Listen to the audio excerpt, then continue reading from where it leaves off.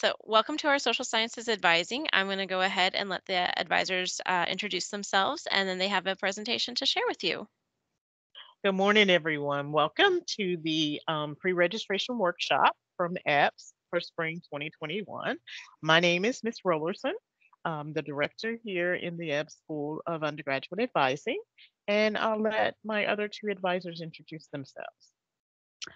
Good morning. My name is Dr. Melinda Hicks. I am one of the advisors in EPPS, and I'm happy to meet with you all about, registering for the spring, for spring 2022. Yes, hello, I'm Miss Donovan, and I'm the new advisor here. So I'm glad to be here and sharing the presentation with you guys. Thank you. Thank you, ladies, very much. Thank you, Megan and your staff, for putting this together for our students. And so, like I said, today we're just going to talk a little bit about registration for the upcoming spring semester. What are we going to discuss? Dr. Hicks, if you can start sharing our slides. Okay, the next slide, please. What are we discussing today? We are going to discuss how to find courses to take in the spring. We're going to talk about registration procedures. A lot of you, it's going to be very, very similar to your freshman orientation, how you registered for freshman during the freshman orientation. And then we're going to talk about some holes that will prevent you from being able to register that you do want to take care of right now while you can before your registration date. Next slide, please. How can I find my courses? We're going to begin with that. There are two ways that you can find courses for the semester. You can find them in course book. We provided a link there for you where you can find the courses in course book, or you can go to the Orion, log into Galaxy, go to Orion, and go to class search. And we'll talk just a little bit more about that. Next slide, please. Next slide, okay? In course book, this is what you will see when you go to course book. It'll indicate that you're in the right semester. It'll indicate spring 2020 classes are now available. And a lot of you probably have already been there to look up some classes. But then course book gives you a more holistic view. It gives you more of all the classes that are being offered for that particular semester um, in one place. And it also will tell you later on, after registration opens and students begin to register, it will also tell you if the class is full or if it's still open. If it's full, it'll have a little, it'll say full right up under the course number. But this is what it looks like when you're in course book. Next slide, please. Okay. Course book, you can identify your class. You can identify the date and time the class will meet. You can also expand that. You can find over, if you click on the class details, you can expand that to find out the credit hours, to find a brief course description that is from the catalog. You can also find it out information about prerequisites. If that course has a prerequisite, it will also be listed there. It would also list I'm not sure, the instructor's information. I'm not sure if that's on there or not, but it'll also tell you where the class is located. So you can cover your arrow over that and it'll bring up a little map where the class is located. Okay, so that's course book. Next slide, please. How to find courses in Orion. So what you want to do is log into Galaxy. Then you want to click on Orion. Then you want to go to the UTD Student Center. And then you want to select the Manage My Classes tile. And from there on the left-hand side, you'll have several tabs there. you want to click on the one that says Class Search. Next slide, please. Once you do that, it'll bring up another screen that looks very similar to this screen. And so you want to make sure that you click on the right term. The term is spring 2022. So that's very important because you'll have the ability to still have the fall 2022, but you want to click on spring 2022. And then where it says class search, under the subject, you want to use the drop down arrow and find the class that you're looking for. In this particular example, we have economics. We're looking for economics. We're looking for an economics class. Under the course number, you don't have to do anything with that drop down, but I do ask on the third drop down where it says course career, click on that and say and click on undergraduate, because if you do not, it's going to bring up classes for the graduate and undergraduate. That might confuse you a little bit, so just make sure you on the course career you click on undergraduate. Now, if you do know the specific course that you're looking for, to the right of that, you can actually identify the course. In this particular example, we have Econ 3310 identified. So you can put that course in that square there and then click on search.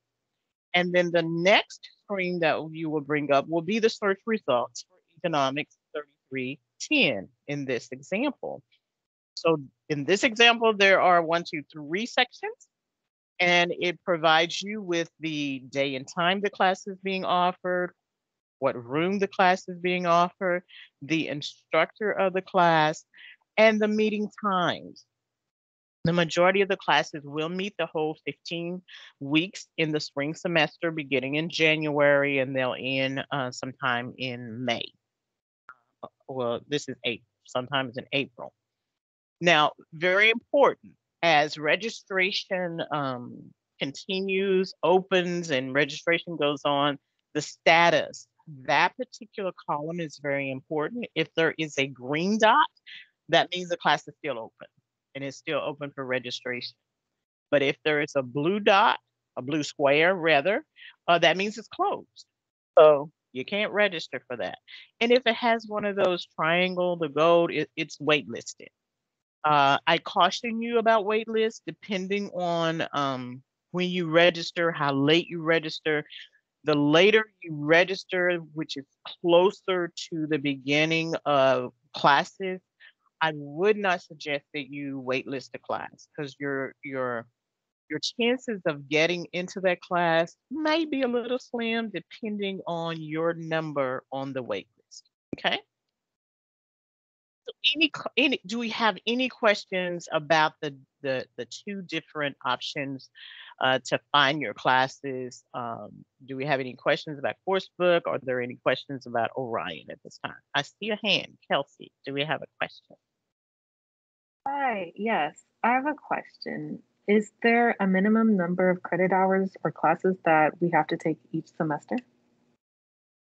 It all depends, Kelsey. If you are on one of the UTD scholarships, or even if you're on a third party scholarship, sometimes they have a minimum number of credit hours you must enroll in per semester. If you are receiving financial aid and you want to be considered a full time student, there is a minimum number of credit hours you must enroll in. So if you're not in either one of those, let me back up. If you are on any one of the athletic teams here, there are a minimum number of hours that you must enroll in. But if you're not in either one of those particular scenarios, you can register for as a minimum of 3 hours to 18 hours. 18 hours is the max, 3 hours is the minimum. So you can register for any number of credit hours between those two. Thank you. I have another question. I see another hand up. Go ahead and ask your question.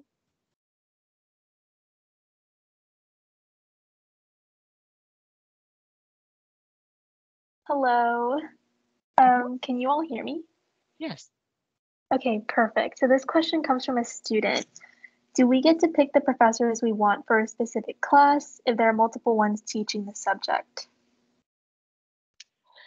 In the yes and no to that. Yes, there are multiple sections. For your general education core curriculum, there may be several sections of History 1302, of Red 1302, of Communications 1311. There may be several sections of those classes.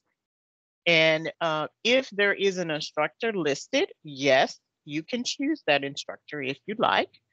But as you get past your core curriculum, there may not be as many choices for the classes. Some of the classes, particularly the math classes, they do not normally identify an instructor right when registration opens. And so you may not know who the instructor of that particular section that you registered for until closer to when classes begin. But yes, if there's several sections, yes, you can choose the instructor. Okay. Does that Thank answer your you. question? Mhm. Yes. Okay. Is there one more question? I see one more hand up, or is that end up Um, by mistake? Okay. yeah, I have a question, and it is like, if there is a date, we will know if we will get in from the wait list or a date the wait list closes. Yes, yes, it is. The wait list, depending on the number you are on the wait list, someone has to drop in order for you to be enrolled. Okay, that's how the wait list works. A student has to drop, someone has to drop, which opens up the spot, and whatever is your number on the wait list, then you will be automatically registered. The wait list ceases, or they will discontinue the wait list the last day of regular registration. So the last day of regular registration, the wait list will be dissolved. So everyone on the wait list will be deleted. Okay. All right. Okay, thank you. Thank you. All right. I don't see any more hands, so we will continue. We're just going to talk a little bit about registration basics. Okay. First of all, you and your advisor will work together to create a schedule that meets your degree requirements, needs, and your time frame. So work with your advisor to create a schedule. Okay. Now we do ask that you schedule a virtual advising appointment with us with your primary advisor. We have included the link. We used to use GenBook, and now we have began to use the Microsoft Teams booking, which is so much easier for everybody and it's seamless. So you would go to the Microsoft bookings, go to that link. First, you have to select a service, and we'll talk about this in a little bit later, but you have to select a service. But once you make the appointment with us, you will be sent a confirmation and a new bookings email to your UTD email. So be looking for that. As soon as you make the appointment, you'll get that confirmation email, you'll get a new booking email. So you'll get two emails. So and the appointment will be added to your team's calendar. Okay.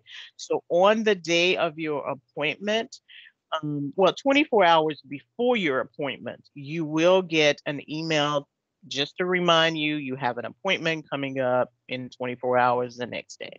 Okay. So be looking for that. The day of your appointment, you want to go to your calendar, or you can go to that reminder email and click on the join your appointment link. Okay. So that's how you make an appointment. And we have a little note down here that says if you change your major, okay, if you've changed your major, one that is not within our school of economic, political, policy sciences, you must see your major advisor about your degree plan and about schedule. Okay. So if you change your major out of F's, you would go to that new major advisor. or advising. Okay, next slide, please. Okay, if you choose to add classes that are outside of your major or they are not approved by your primary advisor, it's going to be your responsibility. So when you meet with your advisor, you guys work out a schedule and you can do that ahead of your enrollment appointment date time. You can do that ahead. As long as you register for what you and your advisor, have agreed upon, have come together that will meet your degree requirements, meet your needs, you're great. But if you go outside of that, it's going to be your responsibility because we won't know that you register for something other than what we discussed. Okay, so just kind of keep that in mind and be sure and talk with your advisor regarding any questions or concerns about a class before you register for the class. Okay, there's a lot of policies and procedures. We just want to make sure that you are enrolling in the correct class and that you are within the policies and procedures that's not going to prolong your graduation time frame. Okay, so talk to us. We bite just a little bit, not a whole lot, but talk to us. We're here to support you, to guide you through this, to get you graduated according to your time frame. Okay, next slide, please. Okay, making an appointment. I just talked about to make an appointment with your primary advisor.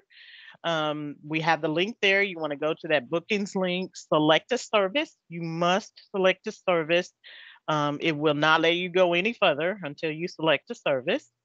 And when you do select a service, give us a little information about if you select general advising, for example, just give us a little bit of information about the reason for your visit so we can prepare ahead of time for your visit.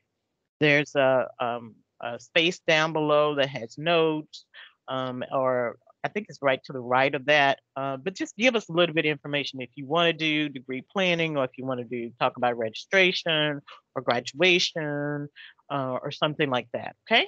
So select the staff person. This is very important. Please select the staff member based on your last name. Okay, we will have that slide up so you'll know exactly who your advisor is at this time. Then you select the day and time according to the advisor's availability. Over to the right here on the slide, it's not an option. Don't select the option one, select your primary advisor. And then once you do that, the days that that person is available will appear. It won't be grayed out. And you click on that day, and then it'll also appear the times that that person is available. So you'll click on that time. So what we found here in this new scheduling system, it just says name. Okay. So we ask that you put your full name, your first name, and your last name. So that will help us to be able to find your degree plan and prepare for your visit. So please put your first name and last name. Okay. Thank you very much on that. All right. Any questions on that before we continue moving forward? Yeah. Is it Sharita? Okay, Yes. Sharita. I just wanted to ask, how early can we make appointments to meet with an advisor for next semester? Right now. Right now is a Oh, good time. You don't want to wait until your enrollment appointment. So do it ahead of time because if you do, then we will give you permission to self-register on your specific day and time. Okay? oh, So come okay. and see us now, okay? Thank you. Very welcome. Okay, I see Kelsey. Hi. You kind of already answered this, but the question was, when should we make the appointment to meet our advisors? Is there a deadline? You want to do it as soon as possible. There is no deadline, But the sooner you make the appointment, the sooner you speak with your advisor on your specific day and time, you can go ahead and register. We'll give you permission to register for classes. So the later that you wait means the later you will wait, because we are getting booked up right now. So I would encourage you to go ahead and schedule an appointment. Looks like you're going to be in my office sequence with me as soon as possible. Okay? Thank you. You're welcome. Do we have any additional questions before we continue moving forward? All right. Thank you so much. Great questions, by the way. We're going to continue on. Next slide, please, and talk about when can I register. we just kind of talked about that, but you will register when your enrollment appointment day and time begins. Every student has a specific day and time they can begin to register. It's called an enrollment appointment. How do you find that? Well, first of all, you log into Galaxy. Then you go to Orion. You go to the UTD Student Center. And then to the left, you have several tabs. You want to click on Enrollment Appointment. Now, enrollment appointment means the day that you can begin to register. That is not the day that is assigned to you to come to see you or talk to your advisor. You can talk to your advisor right now, today, okay, if we're available. But enrollment appointment means the day and time you can begin to register for your classes. Okay, next slide, please. We got a little example of what that looks like. So when you click on that tab that says enrollment appointment, it brings up the next screen here. And it says spring 2022. It says enrollment appointment. And you always want to look for the regular academic session. All the classes that you guys will register for will be in the regular academic session. Then the column that says appointment begins. This particular one, it says November the 9th at 11:45. So this student can begin to register for their classes on the 9th of November at 11:45 a.m. until appointment ends January the 9th, 2022 at 5 p.m. So you can register anytime between November and January. So regular academic sessions. And it gives you even a little bit more information. It says max units allowed. You can register up to 19 credit hours yourself. Anything over 19, you have to get permission from your associate dean, which you will go through, work with your advisor to do that. And then the max wait list limit is 15. You can be on the wait list for 15 credit hours in some other section. Okay. Any questions on that one? Okay, great. I have Is a that question. How would a student go about trying to take more than the allotted 18 credit hours? well, you have to get permission from the associate dean, okay, and then you have to petition. Well, I'll say our associate dean in EPS. You will have to petition our associate dean, Dr. Denise Boots. Basically, you have to write a petition to her, a statement or essay to her explaining why you want to register for more than 19. Actually, 19 is now the maximum number of hours you can enroll in, and why you want to do that. And because you want to graduate, she has said is not a valid concern. So you have to provide documentation to support whatever your petition says. Okay. And I would say 19 is a lot of credit hours, especially if you are working, even if you're only working 10 hours, or maybe 15 hours or 20 hours a week, um, trying to be successful in 19 credit hours and working, that requires a very, very diligent time management system in place. Um, and you want to leave room for what I say, life to happen. Life is going to happen. So make room, have room, be flexible for that to happen. Did that answer your question, Kelsey? I know it was a lot. Yes, thank you so much. You're very welcome. There's a couple other questions from Abigail. Hi, yes.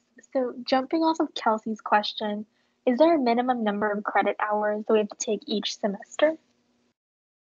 Again, that all depends on if you're on a UTD scholarship, if you're receiving financial aid, if you are part of one of the athletic teams. Those do have required minimum number of credit hours you have to enroll in. But if you're not in either one of those scenarios, you can register for as few as 3 credit hours to a max of 19 credit hours. Anything in between those credit hours. Okay? Thank you so much. Very welcome. And one other question. Is it Sharita? Am I saying your name correctly? Yeah, it's Shweta. Shreta. Okay. Yeah. Shreta, how can we help you? Will professors will we have professors talk to us individually about which courses to select based on like our interests and our majors? Your advisor will help you Oh, do that. The okay. advisor will help you do that. Now, your instructor, and I would encourage everyone on this call to get to know your instructor, go and visit with them during their office hours so they will get to know you. You want to build that rapport with them right now because they'll be a great source of reference for you later on if you're going on to professional school or whatever. But those are the kind of things you want to talk to your professor about. Any lecture questions that you have, if their research, if you're interested in their research, whatever their research expertise is, then you want to talk to them about that, maybe research opportunities. But as far as what classes, talk to your advisor, career opportunities, or going on to advanced degrees. Yes, please talk to your instructor about that. Okay, Thank you so much. very welcome. Okay, we're gonna move on. We continue to talk about registration schedule planner. A lot of you, we registered in schedule planner for your fall classes. We will continue to do that to create a tentative schedule in schedule planner. We ask that you do that right now before you come and visit with your advisor, because that way we kind of have an idea of kind of classes that you want to take. We'll have a point of discussion. So we want you to be involved in this academic session as well. And by already choosing some classes and putting them in your shopping cart in a schedule planner, that just kind of helps us both, okay? So helpful information on using schedule planner can be found on the registrar's website. We provided a link here that you can click on to get there. But how do I find schedule planner? Again, we're going to start logging into Galaxy, going to Orion, going to the UTD Student Center, and then you want to click on Manage My Classes.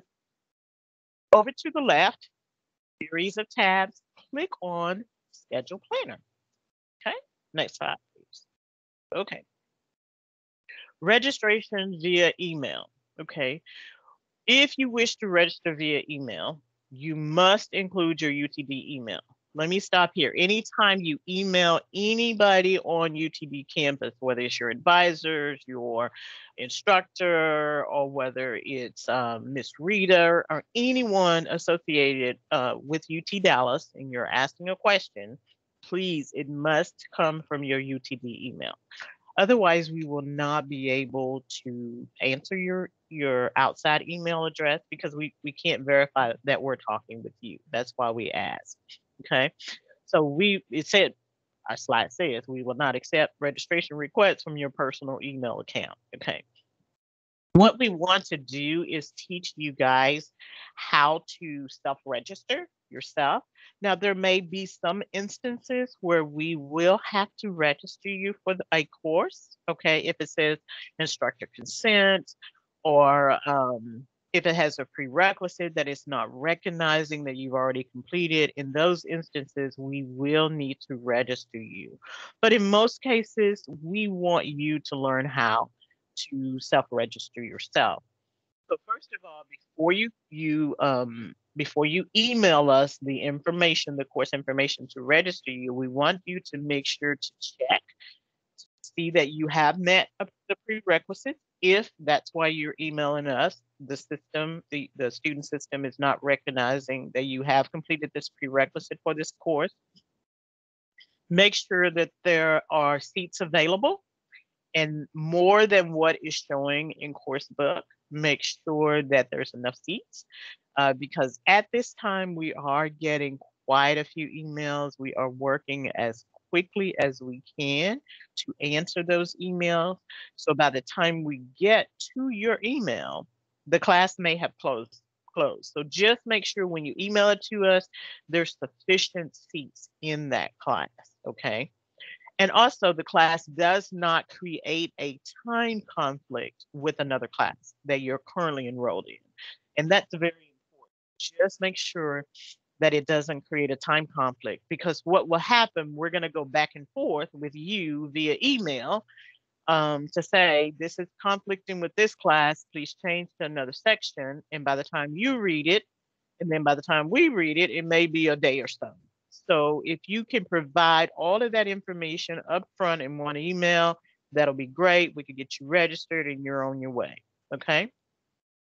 Last thing, once you have confirmed that you've met the prerequisites for the class and the section you've selected does not create a time conflict, then email it to us, to your primary advisor from your UTD email. Okay. Next slide, please. Okay, registration. When you do, if there is a need for you to send us an email, so we're using EPS 2301, which is our research design class as an example, what you need to provide to your advisor.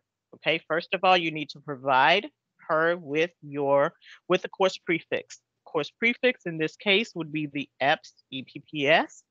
Then the course number. The course number will always be a 4-digit number. In this case, 2301. Okay. Then the section number, which will always be a 3-digit number. This particular case, 001, and the 5-digit class number. Okay. So spring, the 5-digit class numbers will always start with a 2. All of them will start with a 2. So in this case, it's 2577. So we've given you an example when you put all that together in an email, what that would look like. So that you will send to us, okay? Each registration request should be sent in this format. So if you have more than one class, please send all the classes that you want us to register you for in this particular format. We pointed out a couple of things on this criminology one.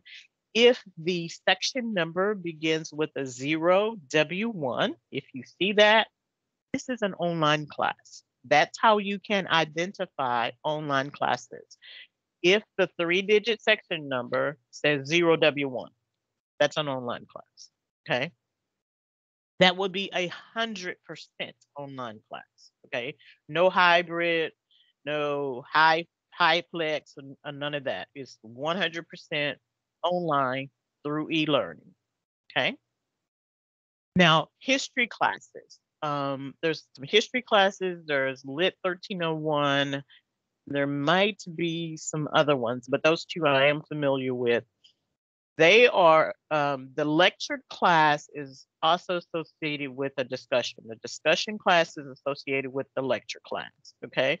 So the lecture class will have numbers like 001, 002 section, 003 section, and the discussion sections will start with a 2, okay? So the section numbers will start with a 20, 202, 203, or whatever, Okay, and so on.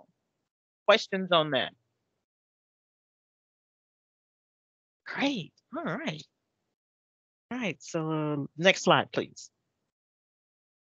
Okay, so we asked you to wait patiently for a response. I talked about it just a little bit earlier. We're answering emails in the order that we receive them, with many other responsibilities that we have. So we're not ignoring your emails. It just may take us a few days to get a response. So if you need our assistance on a course or need our assistance with something, please be patient with us and please try to send it to us before the day you need it. Okay. Because that'll help us, that'll help you as well. Also, if you can, please send us one concise email with all of your requests. When you send us multiple emails, that just kind of slows down, our process in responding to you. So please only email your advisor to assist with registration if you cannot self-register. So your primary advisor, please just email your primary advisor. She will get back to you. And do not send emails to multiple advisors or to the dean. Okay. This definitely will delay your response from us or getting you registered. So send it to us, send it to your primary. Just, wait patiently for us. We're not ignoring you, promise you, we will get to you. So once you receive a response, check to make sure you're in the right course. On mine, I always say, please check your enrollment in Orion for accuracy. So you want to double check to make sure we're human. We try not to make mistakes, but mistakes happen.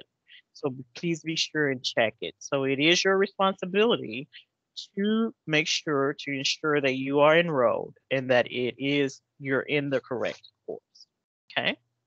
Next slide, please.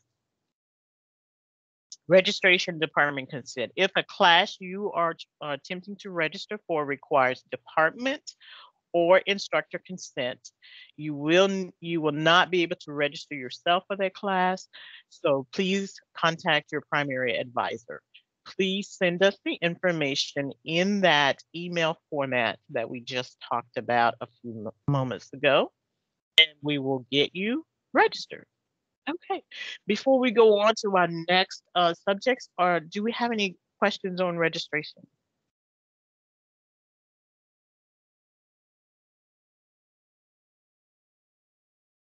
Okay. Is it Asta? Go ahead and ask your question.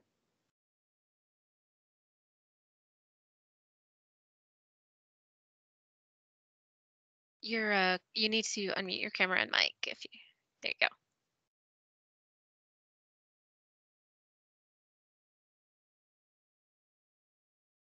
Okay, she says she can't. Go ahead and type it in the chat, and either Miss Hicks or Miss Donovan will get back with you on that, okay? All right. Are there any other questions on registration before we move past that?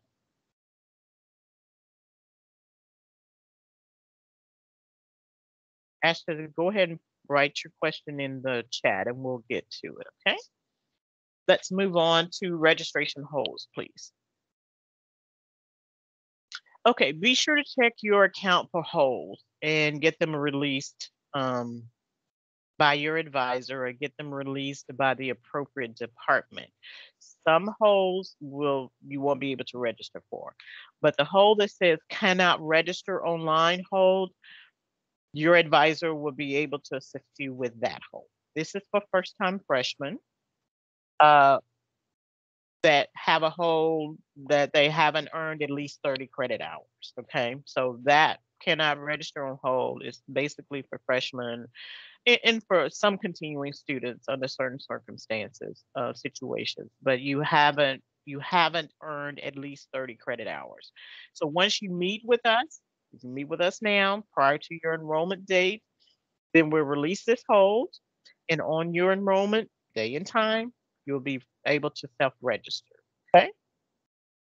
It says if you have this hold, please schedule a virtual advising appointment with your primary advisor to discuss the enrollment. Okay, and we'll release it. Okay, we're going to talk about other holds that will keep you from being able to register. What you want to do is click on the hold for the details. Okay, and then contact the office that issued the hold with any questions. So the holds that will prevent you from being able to register. Academic probation. You must register with your student. Academic probation means if your overall GPA is below a 2.0, you're on academic probation. Bursar's hold usually is for past due tuition, parking fine, or library fine, or something like that. The bursar's office will have to release that hold. Required degree audit. If you have that hold, contact your primary advisor. We'll work with you to get that hold released. TSI. Please check your holds right now. I sent out an email about TSI holds earlier in the semester. So if you have a TSI hold, we're not able to move that. You definitely need to schedule an appointment quickly with your primary advisor to talk about that. Okay. And the bacterial meningitis vaccine hold, we're not able to release that. That would be that only released by the registrar's office. Okay. Any questions on registration holds? We're almost done, guys. Any questions? Okay. Go ahead. So yes, there is a question from Asa. She wrote it in the chat. So she wanted to know once a student registers for the courses, will the allotted advisors check their schedule and let them know if we've made a mistake or taken a course which is not required? If you have met with your advisor, when you meet with your advisor, you and your advisor agree on the courses that you will enroll in on your specific day and time, then you register for those classes. You register, that's fine, but if you do not, then it's your responsibility. We unfortunately cannot go back to check to make sure that you registered for the right classes. Where it is your responsibility to make sure that you register for the correct classes. We have probably about 400, 500 students each. And unfortunately, we just do not have the resources to go back and check every student to make sure that they register for the correct one. Now, if you feel like that you might have made a mistake, you can always certainly make an appointment with your advisor to discuss it again.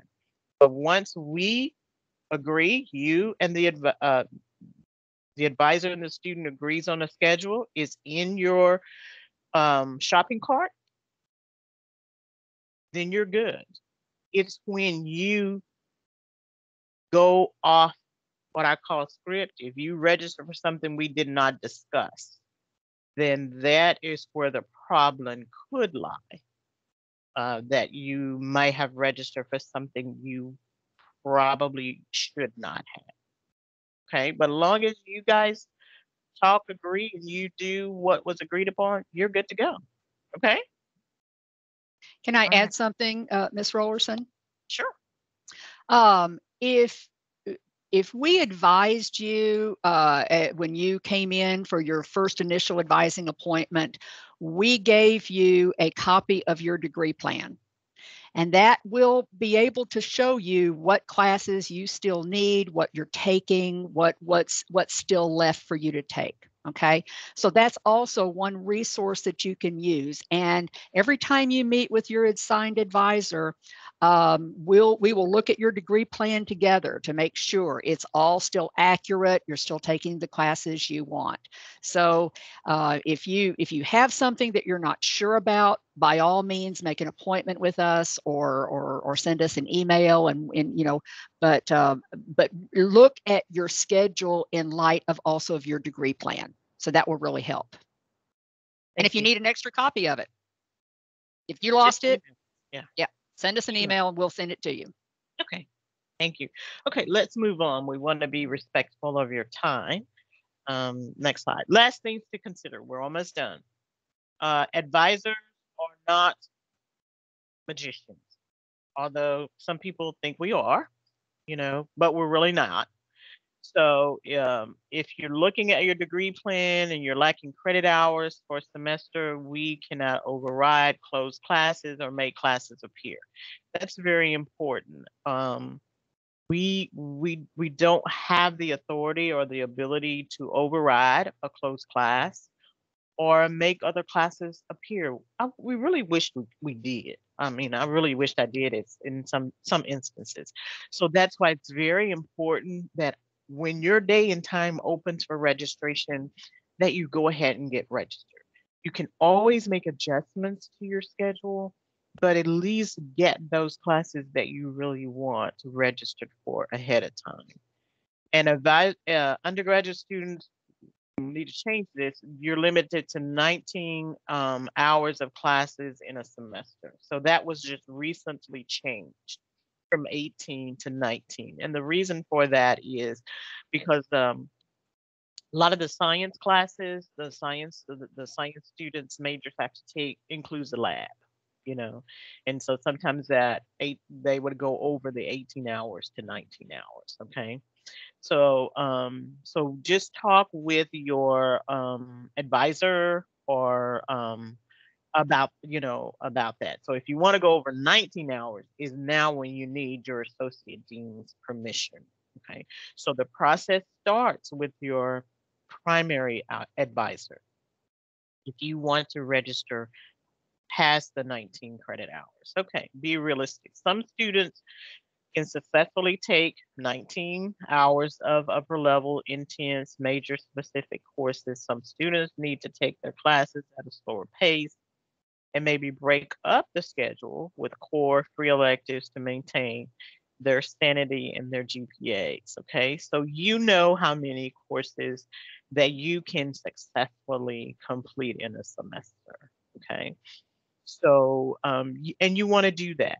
You don't want to put a lot of pressure on yourself to say, I've got this timeline and I've got to make this timeline, for graduation. So I've got to take these number of courses. I would say you want to finish a course, but you also want to finish well. You don't want to um, finish and have a wreck of a GPA, but you want to finish well. So take your time if you need to. One semester, life happens. Take your time, register for 6, 9, 12 hours. Then the next semester, if your life is better, if things are better, then register for more credit hours. But take each semester as it comes, as permitted about what's going on with you personally. Okay. All right. Next slide, please. Summer semesters. You can potentially catch up in summer semesters or speed up your graduation timeline in summer semesters. The advising office recommends students take no more than 6 to 9 credit hours, over the summer.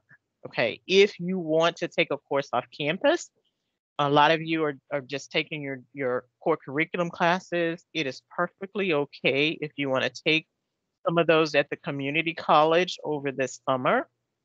Talk with your primary advisor. Please do not go and register for a class off campus without talking to your primary advisor first. We want to make sure the class that you enrolled in is a class that you need at UTD, that will transfer back to UTD and is needed on your degree plan. So it is very important that you talk to us before taking anything off campus. And it's a policy too. You got to get pre-approval before you take any classes off campus. And grades of C or better will transfer back to UTD. C minus doesn't transfer back. A D doesn't transfer back. C or better will transfer back to UTD. Okay. And last thing on that one, we do encourage you, we do recommend that you complete your core classes by your junior year. Before your junior year begins, we would like to see that your core curriculum, those 42 credit hours, are complete. Now, a lot of you may have already will complete those probably at the end of this fall semester because you got AP credits or you've done dual credit at the community college while in high school. But talk to your advisor. We'll be able to help guide you as to what you need to do next. Okay, next slide. If you do take classes off campus, when you get your final grade in that course, please order an official transcript to be sent back to UTV. That's very important that we get that transcript back. Okay. All right. So just about done. This slideshow is meant to cover the basic questions that we frequently or encounter or asked by students to help navigate you um, with these small problems. So please talk to your advisor, talk to us if you have any questions or concerns. That's what we're here for, is to help support you, guide you through this time here. We're happy to help you navigate this ins and outs of your degree and university policy. Trust me, there's a lot of policy. So come and see us. So we'll make sure that you're within that policy. Next slide, please. What if you want to change your major or add a minor? You can do that. Talk to your advisor first. So everything kind of starts with your advisor about your minors. Minors are advised by your primary advisor. So you must have at least a 2.0 GPA to add a minor. Okay, so you start with your primary advisor. Minors become part of your degree requirements, and minors do not extend the maximum attempted hour limit. Attempted hour limit, talk to your advisor about what that means. Okay, we're not going to really get into that today, but talk with your advisor about attempted hour limit. Then you must meet all prerequisites required for your minor. So you may need to take more hours than what the minor requires. So if the minor required 18 hours, but some of the courses have prerequisites, so that means you're going to go over than 18 hours. You know, you may go 21 hours or 24 hours, depending on how many prerequisites you will need to take. And then major core courses cannot fulfill minor requirements. So courses in your major cannot satisfy courses in your minor. Okay. And about changing your major. If you want to change your major, then what you want to do is talk with an advisor in the school that you want to change to. Okay. So JSOM and ECS, they have specific change your major requirements. So you want to talk with an advisor there before you make the decision to change your major, just to make sure that you meet their guidelines. All right. And then our last screen, questions. Contact your assigned advisor. Here are your assigned advisors for now. Me, Miss Rollison, I have A through F, R, and then S through W. Okay. And Miss Annabelle Donovan, she has G and H. So Miss Donovan will start this on Monday morning. And then Dr. Hicks is I through Q, X through Z, and all fast track. So if you have a question about fast track, please, when you schedule your appointment, please schedule it with with Dr. Hicks. But these are your primary assigned advisors, and we do ask that you do schedule with your primary advisor. Okay, so that concludes our pre-registration session with you ladies and gentlemen today. Thank you so much for coming. We can entertain a few more questions. If there are a few more questions, please feel free to ask us.